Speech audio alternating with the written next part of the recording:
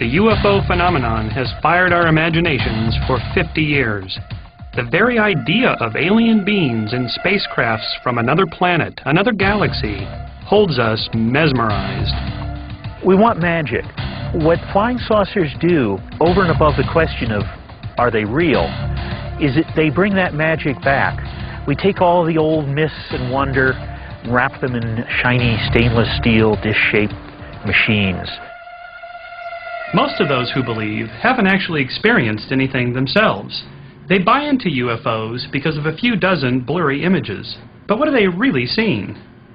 This photo, for example, is one of the most famous in the history of UFOs.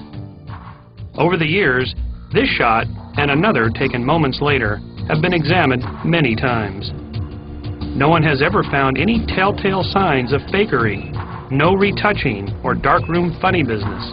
But even if they're real photographs, they're not necessarily photographs of a real UFO. To challenge the seemingly unassailable evidence of UFO photographs, we decided to find out how hard it would be to make our own believable UFO photos. Did we go to Hollywood's special effects experts? Not exactly. Meet our crack team of alien spacecraft designers. These youngsters gathered a hodgepodge of things you could find in any home. The bottom's one of those cake tin things. The kids mixed and matched all the stuff with a little imagination, a glue gun, and some silver paint. This is a Technicon spacecraft from the planet Technicon. A short while later, they had UFOs they hoped would pass the toughest scrutiny. Once the paint and glue had dried, we gave the kids bamboo poles, fishing line, and cameras.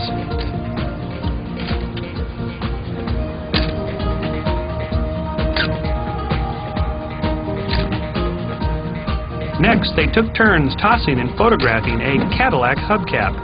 That's as sophisticated as we got, but the results were impressive. The children came up with several photos that could easily pass for classic UFO shots.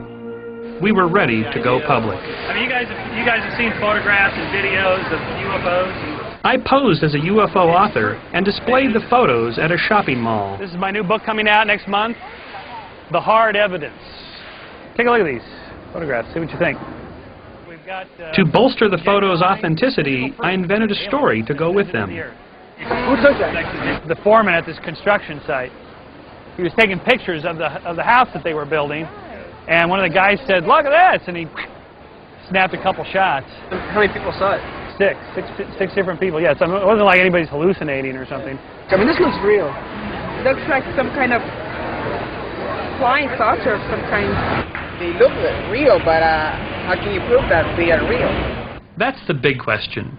If we wanted our photographs accepted into the annals of UFO mythology, we needed a stamp of approval from experts.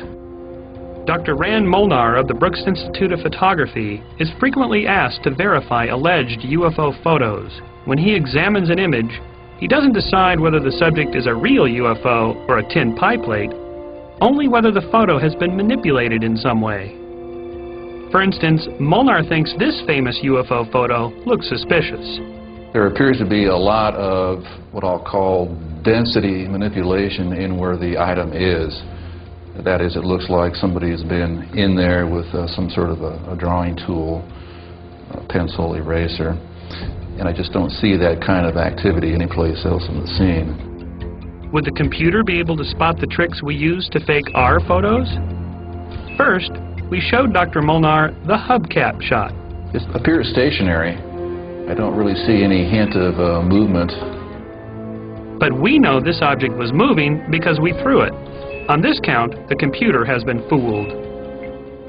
Now, here's our prize fake UFO shot. Remember, it's two plastic lids glued together, hanging from a string. Surely we are going to be found out. No sign of a string still. Nothing to indicate a string, a wire, or anything. Why can't the computer see the string? Because the camera that shot the original picture couldn't see it. Contrary to what you see on TV cop and spy shows, the computer can't detect a detail that the film never captured. No string on the negative, no string on the computer. It looks a little more realistic in that it has a little bit of roughness to it. The granularity of the film matches the background and the foreground subject both. So it looks a little more real. It looks real, but the plain fact is that most UFO photos are of such poor quality that it's impossible to tell if they're fake. But there's something strange about UFOs, something that makes us want to believe. For instance, you'd think the folks at the shopping mall would be relieved to know our photos were a hoax. Instead, they were disappointed. What would you think if I told you that what you're looking at there is this? Wow. I believe there's still life on other planets. I don't care about the pictures, though. I still believe there is. I still believe in UFOs. I still believe in them. I still believe they're out there. You do? You never You know. still believe? Yeah, I do. While there may be alien life out there, now that we know how easily photos can be faked, it will take much more concrete evidence to prove it.